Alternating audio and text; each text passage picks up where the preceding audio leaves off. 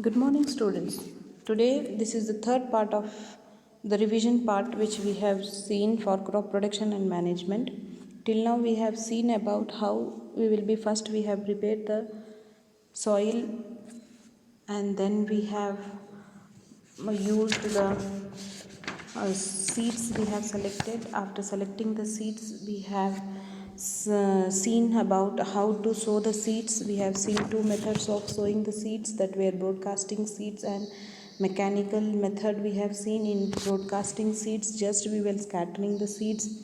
Then we have seen about the seed drill, how it will be used, and then we have seen after sowing the seeds we have to choose the manure and fertilizers. So we have seen about organic as well as inorganic fertilizers, how to use, what are the advantages and disadvantages of using the manure and fertilizer. As you can see on the screen also, there is a difference between the fertilizer and manure.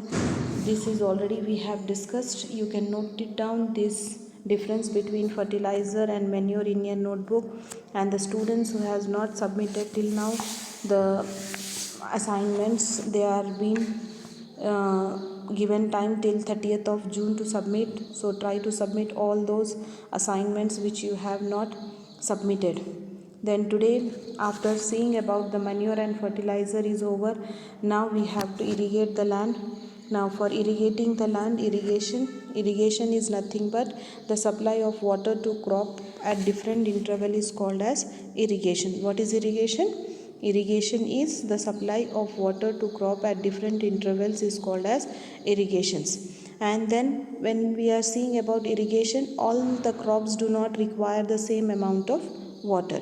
Some crops require more water, some require less. Like example, rice requires maximum amount of water, at the same time sugarcane requires more amount of water. But when we are coming to wheat, jawar, bajra, ragi, these all crops require less amount of water.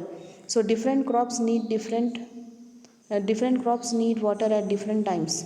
So rice needs water throughout the season, whereas wheat water is needed before ploughing and then when the grains are developing it. Too little or too much water is bad for the crop.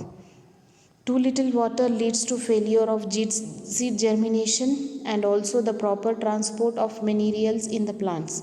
Lack of water leads to wilting the leaves. For photosynthesis, water is important, as we know that for photosynthesis, water and sunlight are the main important products for us.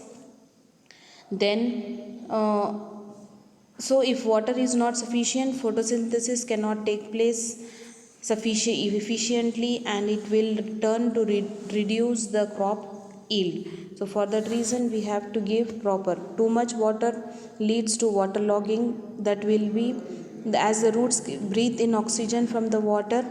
Hence, excess of water damages the plants. If the crop remains for a long time in water, even they leads to damage the failure of the whole crop. So there are some irrigation sources of irrigations for us. The source of irrigation are wells, tube wells, ponds, lakes, rivers, dams and canals. There are various methods of irrigation for us. These are the different methods. In these different methods we will be using traditional method as well as modern method. In modern method, as you can see on the picture, there are pumps, water pumps, generators, which we will be using it for the generation requirement of water.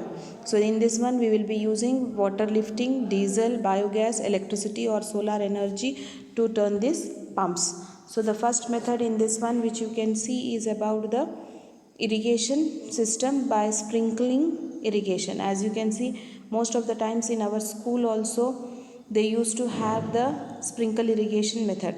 In traditional method, as you can see in your textbook also, some pictures are available about how we used to require to take out the water from the wells. That is about mott is there, chain pump is there, rahat is there, dhekli is there. So traditionally the farmers depend on rainfall for irrigation. So the farmers wisely used to select the heavy rainfall areas for the crop that need more water. and in less rainfall areas they used to plant the crop that could withstand storage of water. But slowly farmers started different methods of irrigating crops. So with irrigation along with the rain, the yield has increased to several fold because the population was also increasing. Accordingly, the demand for the demand for the product was more. So for that reason, now the farmers can't be dependent on rainfall only for getting the crops. They have to use alternative methods. So in that one, the water available in wells, they have started using lakes, canals is lifted up by different methods in different regions, taking out in the fields. Cattle or human labor is used for this method. These methods are slow but cheap. For example, that as you can see in your textbook picture, as mott is there, chain pump is there, then rahat is there, which animals will be pulling it, then dhekli is there. These all methods we can able to use traditionally, which is cheap, which doesn't require any use of electricity for us. Yes, using chain pump is little expensive because it runs on electricity. Biogas or diesel is also used to run the pumps. When you are coming to higher classes, we are going to study about the biogas plant, how whatever the waste material which we are getting it in the farm itself only, we will be using those methods to generate a biogas plant. Now when we are coming to modern methods of irrigation, in that one there are two modern methods of irrigation. One is sprinkle irrigation and second is drip irrigation. Both these methods are efficient and help to use the water economically, because nowadays water has become scarcity of water is there for us. So in sprinkle irrigation method, this is an efficient method to distribute the water uniformly when the land is uneven.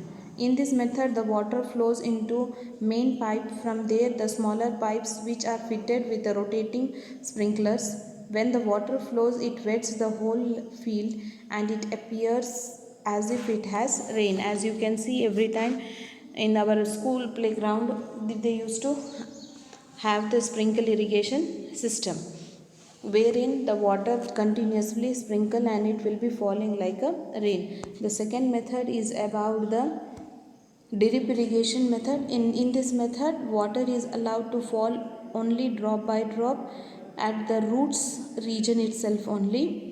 It is the most efficient irrigation method without wastage of water. Means whatever water we are giving it to the plants, it will be wholly it will be given to the plant itself only. It will not be run away, it will not be evaporate. There will be no loss of water for us through evaporation also. This method is also used to apply fertilizers and pesticides effectively, since very less quantity of water is required in this method. Even if we are applying some fertilizers or pesticides also, that will not be get wasted, or it will not be mixed with the water and soluble with the water, and it will be flowing up. Whatever we are giving those water, that will be directly will be getting it to the plant itself only. Then the next is, now we have selected the land, we have prepared the land, we have selected the seeds, we have given the fertilizers to the land crop, then we have used irrigation method also. Now once the plant have started growing it, at the time there will be some unwanted plants also will be growing it. These unwanted plants, we call it as weeds. The means we have not sown the seeds, but due to some other process, like you have studied in class 7 about the dispersal of seeds, so through animals, through air, through water, these seeds will be coming it, and when they are getting all the sufficient climatic condition for them to grow, they will be growing it. So these weeds are called as the unwanted plants, and these unwanted plants is essential to remove for us. Why? Because these plants will be using all the water, fertilizers which we are giving it to our crops. So for that reason, it is required for us that we have to remove these weeds. So why we have to remove these weeds? Weeds compete with the crop for nutrient, water, space and sunlight. So the first problem why we are removing these weeds is because they will be competing with our crop. Whatever nutrients we are supplying, those nutrients they will be taking it. Water we are giving it, those water also they will be taking it. Space as well as sunlight also they will be taking it. So for that reason our crop is not going to get sufficient amount of nutrients, water, space and sunlight. So for that reason we have to remove these weeds. Then weeds may transmit disease from plant to plant. The second problem which we will be facing it, if suppose they are having some disease, then those disease will be transferred to the main crop also. Then some weeds are poisonous. If they harvest along with the crop and consumed unknowingly, may provoke to a toxic. Means when we are harvesting it, at the time if we have not removed these weeds, and these weeds also has come with our main crop, and if we consume those unwanted plant seeds or seeds, then it will be very toxic for us. So these are the three main reasons for which we have to remove the weeds. The removal of weeds from the main crop without damaging the crop is known as weeding. The most common weed that grow almost every field is Amatherus. Amatherus is the one common weed which will be growing it in the field. So this is how we have to remove this method. So there are three methods for removing it. There is a mechanical method. In this mechanical method, we will be using the comb like harrow will be there, which will be tilling the field, eliminating these weeds. If these weeds is to be done by standing crop, they are removed by hand or by kurpi. So people will be deputed using the kurpi. They will be removing this weeds, unwanted seeds they will be removing it. There is one more method that is called as about the chemical method. In chemical method we will be applying some chemicals to control this one, like 2,4-D. 2,4-D is dichlorophenoxacetic acid.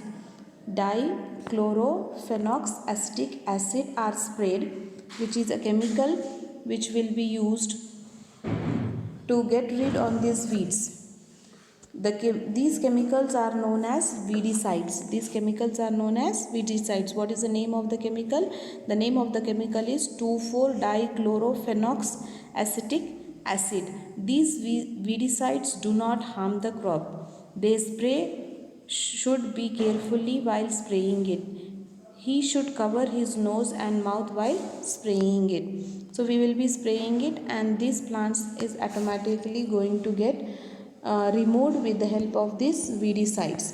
Then the last method is about the biological method. In biological method, some harmless insects are used to eliminate the weeds. We will be deputing some of the insects to eat these weeds. They will not be eating our crop. They will be eating only these weedicides. For example, cynical insects feed on cactus, thereby eliminating cactus from the field.